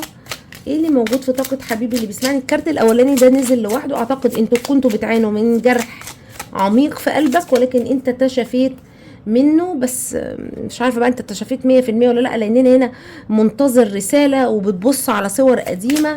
ايه اللي موجود في طاقه حبيبي اللي بيسمعني؟ ايه اللي موجود في طاقه حبيبي اللي بيسمعني؟ سابوتاج، في حد عنده جلد الذات. بلاش تفكر بطرق سلبية، بس اشتغل على نفسك، ابني نفسك، صلح اللي انت حاسس انه محتاج اصلاح في ذاتك. طيب خلينا ناخد من هنا ايه اللي موجود في طاقة حبيبي اللي بيسمعني. ايه اللي موجود في طاقة حبيبي اللي بيسمعني؟ في صراع قوة ما بينك وما بين شخص، او ما بينك حتى وما بين ذاتك، ان انا هقدر على الرحيل ده ولا لا، هقدر اقفل الدرس، اتعلمت الدرس، هقدر اقفل الملف صح ولا لا عشان ما يكررش تاني. قفلوا الملفات صح عشان ما تتعادش تاني مع ناس تانية. مهم جدا النقطة دي. ديفوشن، عندك اخلاص، وانا هنا حاسة ان اخلاصك للعلاقة الروحية، لان انا شايفة الشمس والقمر. خليني ارجع دي شوية عشان تشوفوا الصورة اوضح. ايه اللي موجود في طاقتك يا حبيبي يلي بتسمعني؟ ايه اللي موجود في طاقتك؟ فريندشيب، صداقة، يمكن بتحاول تعمل اصدقاء، تخرج مع اصدقائك عشان تقدر تتجاوز الفترة دي. عندك مبادئ، انت ما استغنيتش عن مبادئك، ولكن ساعات بتنعزل. خلينا نشوف ايه الطاقة اللي انت محتاجها عشان تقفل الدورة الكرمية دي بسلام. انا بدور على الاوريكل اللي انا خدته للمجموعة الاولى. طيب يمكن انت مش محتاج الاوريكل اللي انا خدته للمجموعة الاولى، خد لك من الاوريكل ده لان انا اختفى، انا مش شايفاه، مع اني ما بحركش كروت من هنا. اللهم صل عليك يا سيدنا النبي، والله مختفي مش ظاهر خالص. فاذا مالكش نصيب تسمع وليك نصيب تسمع من ده، فيمكن الرسائل ده اقوى كمان. ايه الطاقة اللي انت محتاجها عشان تقفل الدورة الكرمية دي بنجاح؟ ايه الطاقة اللي انت محتاجها عشان تقفل الدورة الكرمية دي بنجاح؟ دو ذا رايتنج، افعل الصح. قفلت، بصوا من قبل، دو ذا رايتنج، افعل الصح فور ذا رايت ريزن. يعني وانت بتقفل القصة دي، انت مش بتقفل القصة دي عشان حد، انت بتقفل القصة دي لان القصة دي غلط. انت بتقفل العلاقة دي عشان العلاقة دي انت مش مرتاح فيها، فاهمني؟ فهو بيقول لك اعمل الصح للاسباب الصح، وحافظ على عاداتك وتقاليدك والاعراف اللي انت ماشي عليها. ايه الطاقة اللي انت محتاجها عشان تقفل الدرس الكرمي ده بنجاح؟ ايه الطاقة اللي انت محتاجها عشان تقفل الدرس الكرمي او العلاقة الكرمية دي تقفلها بنجاح؟ خليك ملتزم، يوز ذا لوجيك، استخدم المنطق، ويبقى عندك اساس قوي. يعني اذا هتقول اسباب، تقول اسباب قوية تدعم موقفك في ان انت عايز مثلا تطلع من العلاقة دي. تبقى منظم في كلامك، وتبقى حاد وواثق من نفسك وصارم. بسم الله الرحمن الرحيم. الطاقة اللي انت محتاج عشان تقفل الملف اللي انت عايز تقفله ده صح. الطاقة اللي انت محتاج عشان تقفل الملف صح. life experience let go of belief system that no longer work for you. انت هتطلع من علاقة ده 100% sure. والله تعالى اعلى واعلم، بس انا بقول لك الطاقة هنا بتأكد لي ان انت طالع من علاقة هيحصل زعزعة، ولكن هذه العلاقة لا تخدم مصلحتك anymore. هي كانت رسالة وأدت الرسالة وخلاص، هو عمل دوره. الشخص اللي انت هتقفل معاه، اللي انت قررت وبتخطط ان انت راحل منه، ده حاجة انت عايزها، هو أدى رسالته تجاهك ولازم يمشي. ومش هقولك ان انت مش هتحس بعدم استقرار، لا، مع اي نهاية مهما كانت بيبقى فيه ايه يعني. هقول لك حاجة يعني، ده انت حتى لما بتبقى اديك مثلا معلم بيدرس لناس، خلاص السنة خلصت والولاد طالعين جريد اعلى، هيزعل على الولاد اللي قعد معاهم السنة دي وكان كل يوم بيشوفهم. نفس كده يعني، في غصة كده هتبقى موجودة، ولكن ده الطبيعي. ولكن الطبيعي برضو ان مع كل نهاية بداية جديدة واحتمالات جديدة. الطاقة اللي انت محتاجها بعد ما تعمل النهاية دي وبعد ما الزعزعة دي تحصل، خد وقتك في التشافي، تقوقع مع نفسك، مش تخلص هنا تقوم داخل في علاقة جديدة. اوعى تعمل كده، ممكن تتعاد. لازم تحصل على التشافي التام خالص، وبعد كده بإذن الله تلاقي بقى السعادة اللي انت بتتمناها، بس بعد فترة التشافي. خليني اقول لك الارقام: رقم 8 7 4 9 6 5 4 16. شهر ميلادك، اليوم اللي اتولدت فيه، يوم مميز في علاقتك. خليني اقول لك الابراج: برج العقرب، برج الميزان، وبرج الجوزاء، برج الاسد مرتين، برج الميزان، برج الثور، برج الاسد، برج العقرب، برج الدلو، برج الحوت، برج الحمل، برج الثور، برج الميزان. كل الطاقات الهوائية موجودة وكل الطاقات المائية موجودة، انت او الشخص اللي انت داخل تسأل عنه. تعال نشوف طاقته هو عاملة ازاي. خلينا نشوف طاقة الشخص اللي انت بتسأل عنه عامل ايه دلوقتي. طاقة الشخص اللي انت بتسأل عنه. يا حفيظ يا سلام يا الله، يا حفيظ يا سلام يا الله. ده بيدعي. بص انا بقول يا حفيظ يا سلام يا الله وانا مش عارفه ليه انا قلت كده. بصوا ده، بصوا كأنه بيدعي. ربما الشخص ده عيان ولا حاجه، تعبان شويه. هو في قلبه حب على فكره. طاقه الشخص اللي انت بتسأل عنه، ايه؟ ده بيدعي ربنا، بيسهر كتير الشخص ده بالليل، بيقعد يدعي. ليه؟ لانه مفتقدك وعايز راجعه معاك على فكره لو انتم منفصلين. طاقه الشخص اللي انت بتسأل عنه عايز يجي لك، عايز يجي يتكلم معاك. طاقه الشخص اللي انت بتسأل عنه، او هو بيتخيل الكلام ده او بيعمل مانيفستيشن للكلام ده. او ده اللي هو عايزه، لان انا شايفه هنا واحد ما بيتحركش، واحد ما بيعملش حاجه، ولكن يمكن دي الرغبه اللي عنده ان هو يرجع، ان هو يتكلم.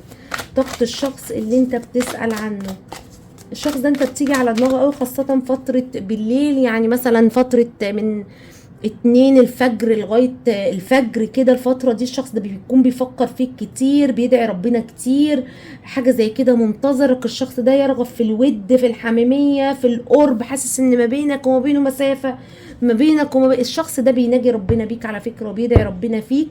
لان برضو جايالي الاغنيه اللي انا قلت لك، جايلك في اول انا سامعه ليه في عز الليل وحيرته بتنادي عليه اميرته. انتوا ما بينكم تخاطر. الشخص ده يا اما بيحاول يجتذبك او بيفكر فيك لا اراديا فبيجتذبك. مستنيك الشخص ده، منتظر فرصه مناسبه انه يتكلم معاك. ايه اللي موجود في طاقه الشخص اللي انت بتسأل عنه؟ ايه اللي موجود في طاقته؟ بيدور على العداله هو كمان. هو بيتمنى أمنية الشخص ده، العدالة تتحقق. او ماي جاد، هل الشخص ده بيهرب؟ هل هو ده بيهرب من الطاقة رغم إحساسه بيها وشعوره بيها، إلا إن ممكن إحساسه بيك بيحسسه بالعجز، فبيهرب من إحساس العجز ده، إنه لا حول لي ولا قوة. هو ما بيعملش حاجة غير إنه بيدعي، بيصلي. هو ربما كمان يكون ضعف أو وهن الجسد بتاعه. والله سمعت اللي هي سيدنا زكريا أما قال إني وهن العظم مني واشتعل الرأس شيبة ولم أكن بدعائك ربي شقيا. لا إله إلا الله. يا ربي لما بتبقى الطاقة روحانية جدا، الشمع بيطفي ثواني هنولعه. صدقا الشخص ده بيدعي ربنا. يعني على فكرة الشخص ده ممكن يكون سنه كبير، ده مش صغير، لان ربي اني وهن العظم مني واشتعل الرأس شيبة ولم اكن بدعائك ربي شقية. الشخص ده لم يفقد الامل في الرجوع والحصول عليك والتشافي، وان المواجهة اللي بيتمناها ما بينك وما بينه تحصل. الشخص ده الرابط اللي بيجمعه بيك قوي جدا، وعنده تعلق بيك، عنده رغبة في الحميمية والقرب منك، ويمكن إنجاب أطفال، لأن سيدنا زكريا أما دعا الدعاء ده كان عايز طفل. الشخص ده يسعى إلى الاحتفال معك أو يتمنى للاتحاد معك، اتحاد رسمي، وإنه يجي لك. الشخص ده هو كمان في رحيل، أو انتوا الاتنين بقى راحلين عن بعض. الطاقة رهيبة رهيبة بتاعت الشخص ده. يعني أنا بقى والله العظيم أنا بحس يعني كأن مش عارفة أقول لكم إيه، يعني بحس ان كأنهم بيجوا يقولوا لي الكلام اللي بيتقال ده. بسم الله الرحمن الرحيم. كلين كلير اند ديليت. ربما الشخص ده بيعمل تنظيفات، بيشغل على نفسه، شغال على التشافي، لان ده برضو كارت تشافي. بيحاول يحرر الألم، بيحاول يحرر المشاعر السلبية اللي جواه. ايه اللي موجود في طاقة الشخص ده؟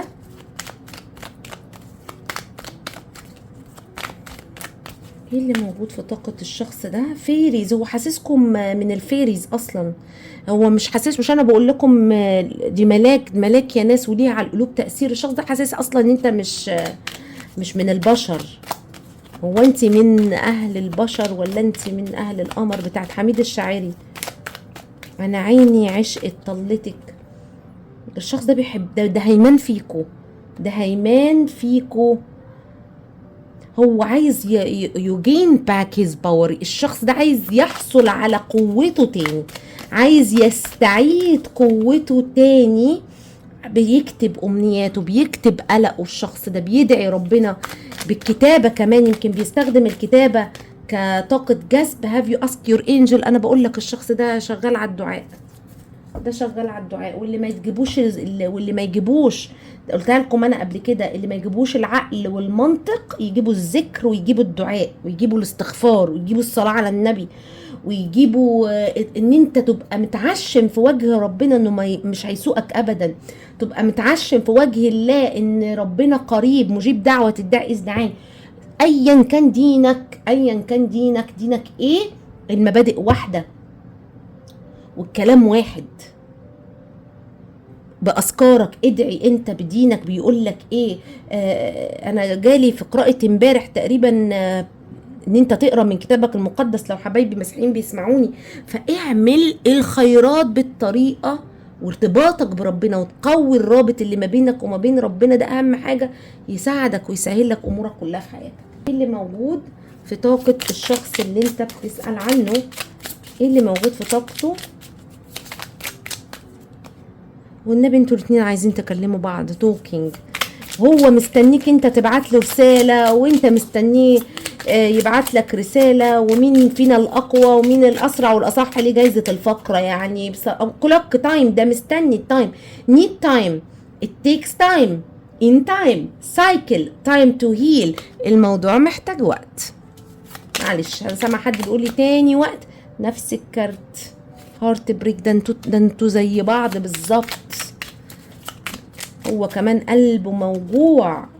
هيلينج هارت، ده بيعالج نفسه، ده بيتشافى. الشخص ده موجوع جدا. لاف كول، ده بيحبك، بس بيحبك وانت كنت مراية عاكسة ليه. كيس، ده بيبعت لك طاقات حب واحضان وقبولات.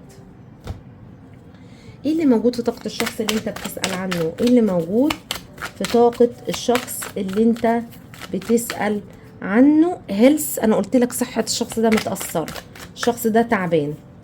انوفيشن، بيحاول يفكر بطريقة مبدعة ازاي يتشافى، ازاي يرجعك. انهيرتج، الشخص ده حاسس انه ما بينك وما بينه مش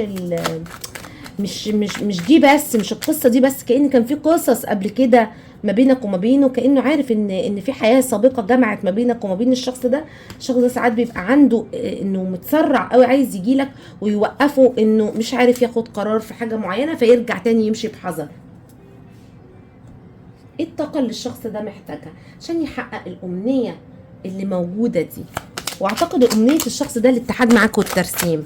الشخص ده إيه يعمل ايه عشان، او ايه الطاقه اللي محتاجها عشان يحقق الامنيه دي؟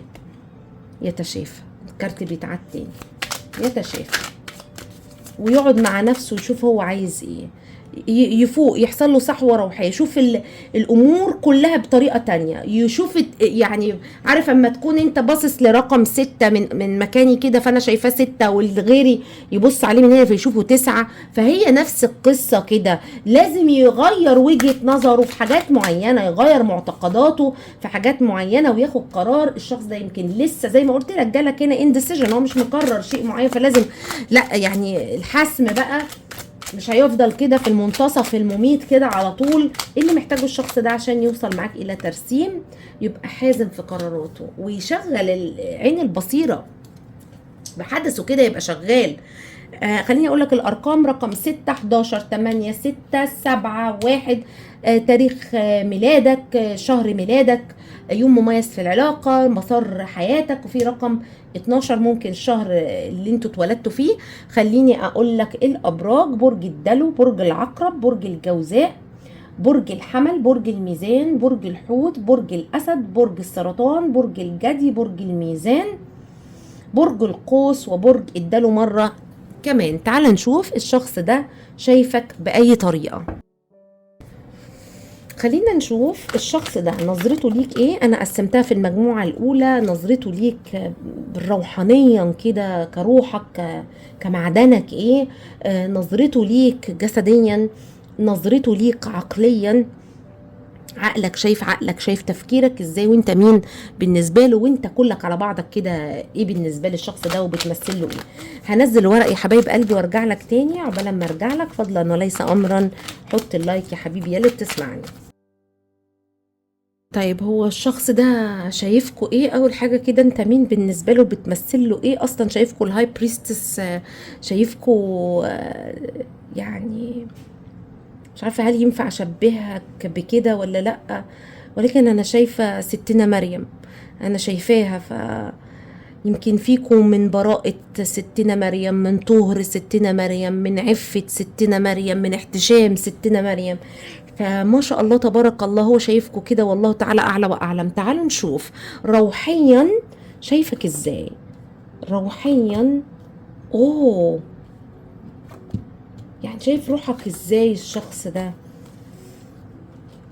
هو شايفك فيك طاقات شفائية، شايفك ان انت حد عادل جدا، شايفك ان انت بترضى، راضي بالاوضاع اللي انت فيها. يمكن بيشوفك عنيد شوية، روحك عنيدة، ما بتقبلش التعطي لحد حتى لو انت بتتمنى الشخص الاخر. فيك طاقات علاجية، طاقات شفائية، ربما بعضكم دكاترة، ممرضات، بتشتغلوا في مجال الطب النفسي، العلاج. عندك حكمة كبيرة، شايف عندك حكمة كبيرة جدا جدا جدا. شايفكم متألقين، يمكن بعضكم كمان مشهورين، لان انتوا عارفين، عارف اللي هو حد عارف قيمته، عارف الحلوة وهي عارفة ان هي حلوة، عارف ان هي مؤثرة وعارفة ان هي مؤثرة، حاجة زي كده. بيشوفك بتتبع حدثك قوي، يعني انت بتتبع شعورك، يعني عارف اللي هو ماشي بالفطرة وفطرتك. ودي الغريزة اللي جوانا دي اصلا اللي بتقول لنا ايه الصح من ايه الغلط، وهي بتبقى صح. يمكن بس بيشوفك بتخبي عينيك عن حقائق معينة، لان انت يعني مثلا اجتهدت على حاجة كتير فمش قادر تتخلى عن الحاجة دي بسهولة، جايز. ويمكن لبعضكم انت في زواج، للبعض هو شايفك ان انت في ارتباط مثلا واجتهدت على الارتباط ده فمش قادر تاخد قرار لسه، حاجة زي كده. تعالى ناخد اكتر. شايفك ازاي روحانيا الشخص ده؟ شايفك ازاي روحانيا؟ شايفك ازاي روحانيا؟ بقول لكم شايفكم ملاك الرحمة، شايفكم ملاك الرحمة، شايفك ازاي روحانيا، شايفك الماجيشن، ده انت ساحر وكلامك جميل، يعني كلامك عارفين اللي يطيب الخاطر. انا شايفه حرف الاي وحرف الاتش، عيني جت على حرف ايه وحرف اتش، ربما في اساميكم، وفي اسم سوزي. فالشخص ده يا حبيبي يلي بتسمعني، شايفكم لسانك طيب، كلامك طيب، بتقولي الكلام يعني عارف اللي هو في كلامه الخير كده. في ناس كده كلامها كله كده تحس بالامان معاها، بالاطمئنان، ابشر، يقول لك ابشر، تفائل، ده انت بخير. عارفين الناس دي اللي هو الناس الطيبه في كلامها كده. فهو انت طيب، كلامك علاجي، كلامك شفائي اصلا.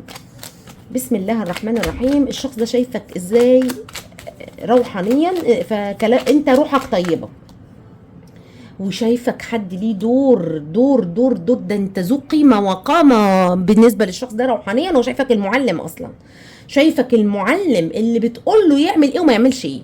يمكن انت مش عارف تاخد قرار في حياتك، ولكن تساعد الاخرين ازاي ياخدوا القرار وازاي يمشوا صح. يعني حدثك كمان بيشتغل مع الناس التانية ومعاك لا. سبحانك يا رب، في ناس كده انه يقدر يساعد الناس ويجي عند عارفين باب النجار مخلع، كأن الشخص ده شايفك كده. يمكن انت بتديله نصايح عشان يعملها في حياته وانت ما بتعملهاش عندك.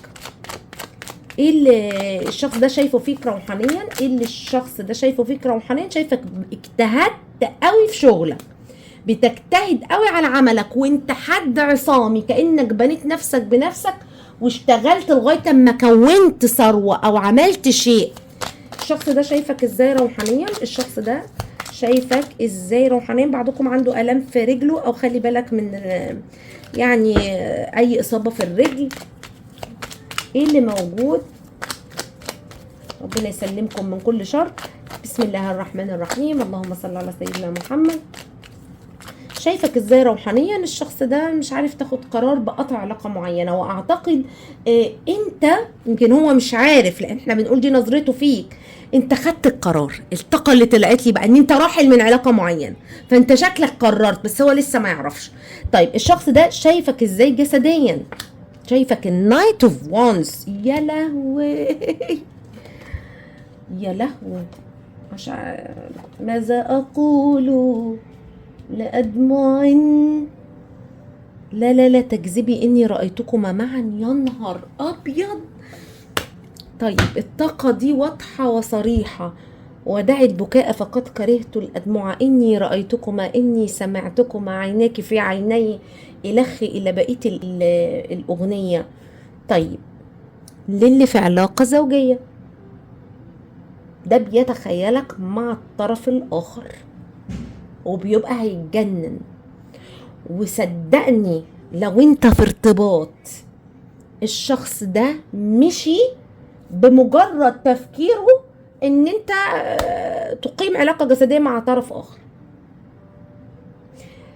لان شايف الكل يتمناك، شايف طاقتك نارية، شايفك ده انت النجمة والساحر. يا نهار اب، والنايت اوف وانز، ده انت طاقتك مغناطيس.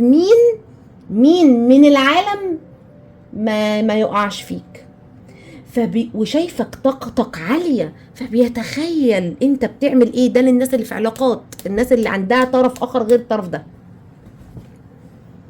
السيتويشن اللي انا بقول عليه لو انت في ارتباط، ده بيتخيلك وانت في العلاقة الاخرى وقفل معاك ونهى وبعد واداك ظهره. عشان كده للناس اللي ما فيش عندها طرف، هو شايفك انت يعني اقول لك ايه، الرجل في قمة رجولته والمرأة في قمة أنوثتها. أنا عندي 2 فيجرز لرجل وامرأة، أجساد ما شاء الله، وعارفين قيمة نفسهم، وعارفين إن هم جذابين، واثقين من نفسهم، وعارفين إن الطاقة بتاعتهم تشع إشعاع نور. شايفة بصوا كل الكاركترز اللي طالعة ماسكة نور في إيديها، وده ماسك عصاية من النار. يعني انت عارف نفسك ان انت طاقتك الجسدية عالية وانت مغناطيس اصلا، وربما بيبعد عنك لان هو مش قادر يتحسر عليك في الوقت الحاضر، بعيد عنك مكانيا، يعني ده لو بعيد عنك مكانيا ما بيحاولش يتواصل معاك كتير، لو انت في بلد وهو في بلد ما بيفتحش كاميرا ولا الكلام ده بيدي ظهره ساعات لانه ما بيقدرش على الطاقة دي. واو. الشخص ده شايفك ازاي جسديا، هي مش محتاجة اي توضيح. وايه ده، انت حب وشغف. يعني انت الشخص ده شايف ان انت ما تبقاش مع حد الا لما تكنله مشاعر رومانسية. الشخص ده واثق ان انت لن تستطيع تقيم اي علاقة جسدية الا وانت بتحب. بسم الله الرحمن الرحيم.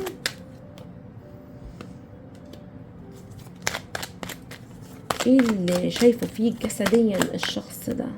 ده هو شايفك انت اسمها ايه، كومباتبل، ان انت اللي هو هيلاقي السعاده فيك انت، معاك انت. يعني لو هو متجوز بقاله 50 سنه لو اتجوزك انت يوم يبقى هي دي الجوازه اللي لا قبل ولا بعد.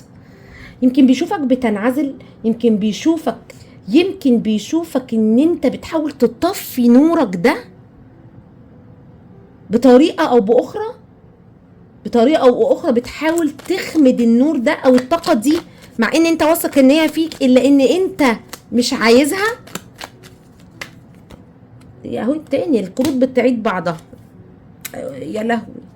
الشخص ده عايزك في ارتباط رسمي على فكره. الشخص ده عايزك في ارتباط رسمي، يعني ده عايز الحلال. طيب بيشوف تفكيرك ازاي، بيشوف فكرك ازاي، بيشوف تفكيرك ازاي. بيشوفك متهور، ما تزعلش مني بقى. يعني بيشوفك شويه مندفع، شويه متهور، شويه ناري، بتغضب بسرعه وبتحن بسرعه. يعني انت تكون مثلا في ناس كده تزعل تعمل خناقه والخناقه تقوم ايه نار، وتقول لك انا اسف معلش ما كانش قصدي، بعد ما تخلص شحنه الزعل والاندفاع تروق بسرعه وتيجي تصالح. هو شايفك كده بتندفع، تاخد قرارات اندفاعيه وترجع فيها تاني. يمكن بيشوفك مش متوازن برضو. حته ان انت محتاج تاخد قرار ومذبذب مش عارف تروح فين دي موجوده فيك. هو شايف كده. شايفك شخصيه عاطفيه جدا. هو شايفك ان انت متفائل على طول، يعني شايفك افكارك تدعو الى التفاؤل على طول، يعني انت بتحب التفاؤل. طيب انت مين بالنسبه له؟ انت التن اوف بنتكلز، انت الثروه بتاعته، انت الخير اللي ربنا شايله له في الدنيا دي. شايفك عندك اوبشن تانية بينجذب ليك جدا. وعلى فكره كون ان انت عندك اوبشن غير الشخص ده بتحسسه بالخساره والفقدان والحرمان. الشخص ده بيشوفك مستقر جدا جدا جدا، وانت بتمثل له استقرار نفسي. يعني وجودك في حياه الشخص ده بيخليه ستيبل. بس بيهرب منك الشخص ده، وبيشوفك ذكي قوي وعندك حيلة ودهاء. يعني بيشوفك في العموم ان انت شخصية ذكية. وربما انت ساعات بتهرب من الشخص ده، جايز. ليه؟ لان انا حسيت هنا ان انت ممكن تكون ايه، يعني فيك حتة تدين. حتى لو انت الطاقة فيك ده حاجة بتاعت ربنا بقى، الجاذبية والطاقة دي بتاعت ربنا ولا حطها فيك، هي هالتك كده، الأورا بتاعتك كده. فانت بتحاول تحمي نفسك، تحمي طاقتك، تقفل. فبيشوفك ان انت متدين وبتهرب من الطاقة دي فبتبعد. بس انت زي الشمس، هتبعد تروح فين؟ او محدش يقدر معلش يا حبايبي، اكتشفت ان الكاميرا قطعت. احنا هنا كنت بقولك محدش يقدر ينكر نور الشمس او ضوء الشمس او فايدة الشمس عليها. هاخد المشاعر من الاوريكل ده. الشخص ده بيعتبرك البيت، زي ما هنا نزل لنا التن اوف بنتكلز. مشاعر الشخص اللي انت بتسأل عنه ليك ايه؟ شعوره الحقيقي من جوه قلبه بيشعر بمشاعر رومانسية، مأثور فيك قوي عاطفيا على فكرة. يعني العلاقة سحراء، الاحساس مسحور هيمان. عارفين شعور الهيام؟ بسم الله، يمكن في حد اسمه هيام فعلا. مشاعر الشخص اللي انت بتسأل عنه ليك ايه؟ شعوره الحقيقي من جوه قلبه، شعوره الحقيقي. ده مدمن عليك يا حبيبي. الشخص ده عنده ادمان عاطفي عليك وعنده اعتمادية عاطفية عليك. بسم الله الرحمن الرحيم. مشاعر الشخص ده ليك ايه الحقيقية من جوه قلبه؟ divine intervention، في تدخل إلهي هيحصل في الوقت المحدد. بسم الله الرحمن الرحيم. مشاعر الشخص ده ليك ايه الحقيقية؟ فاطمن يعني. مشاعر الشخص ده ليك ايه الحقيقية من جوه قلبه؟ يا لهوي unresolved situation. الشخص ده مش هيهدى ولا هيرتاح له بال غير لما يحصل عليك بالزواج. عشان هو عايز، بص، طول ما هو ما فيش، اقولها لك ازاي، طول ما فيش علاقه، هو مفتقدك جدا، طول ما فيش علاقه جسديه حصلت ما بينك وما بين الشخص ده، هو مش هيهداله بال الا لما تحصل علاقه جسديه ما بينكم. فاوعوا تعملوا علاقه جسديه معاه قبل الزواج، لانه لو حصل عليك ممكن الحته اللي هيبقى خليه عايز يتجوزك خلاص ما بقتش موجوده. فاحذر من النقطه دي. الشخص ده مش هيرتاح غير لما يحصل عليك على فكره. اللهم بلغت اللهم فاشهد. فذكائكم بقى كسيدات ما تنولهوش اللي هو عايزه غير بالزواج. بسم الله الرحمن الرحيم. طبعا اللي هدفهم هنا الزواج، انا لا احكم على حد، كل واحد ليه معتقداته، كل واحد ليه اموره، البليفز بتاعته، فكل واحد حر والحياه اختيارات. بسم الله الرحمن الرحيم. خلينا نشوف مشاعر الشخص اللي انت بتسأل عنه الحقيقية من جوه قلبه. شعوره تجاهك ايه؟ هو مفتقدك على فكرة، بيبص عليك كتير، بيحبك، هو بيحبك، بس الشخص ده كاتم مشاعره. وانا سامعه وهل يخفى القمر، وعلى فكره شكلك انت حاسس بمشاعر الشخص ده، يعني انت وهل يخفى القمر في نظره عين هتبان، في لفته بسيطه هتبان. بص انا هنا الكارتين دول طلعوا مع بعض، التو اوف كابس والفايف اوف بنتكلز. لما انت بتنعزل او بتبعد بيبقى محروم منك الشخص ده، وانت بيعتبرك توأم روحه. الشخص ده على فكره بيتمناك، انت امنيه بالنسبه للشخص ده. مشاعر الشخص ده ليك ايه الحقيقيه من جوه قلبه؟ هو عايز يتواصل معاك ويمكن بيخطط لده. مشاعر الشخص ده ليك ايه الحقيقيه من جوه قلبه؟ شعور الشخص ده الحقيقي تجاهك، عنده انجذاب جسدي عالي جدا عليك، رغبه عارمه تجاهك، بيستنى فرصه، وعلى فكره وربما هيقدم ليك عرض مادي. الخذلان اللي بتسبب له الشخص ده، خاصه لو انت اللي محتار في اخذ القرار، فيشعر بالخذلان شويه ان انت مش عارف تحدد وجهتك. الشخص ده ما بيبينش عاطفه لان هو عنده عزه نفس. مشاعر الشخص ده ليك ايه الحقيقيه من جوه قلبه؟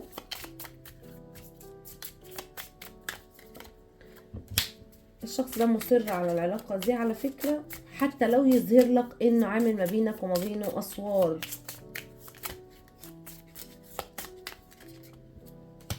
في استقرار هيجي في العلاقة دي، والله تعالى أعلى وأعلم. بقول لك في استقرار، طلع لي التن اوف كابس، فأبشروا يا حبايب قلبي، أبشروا أبشروا.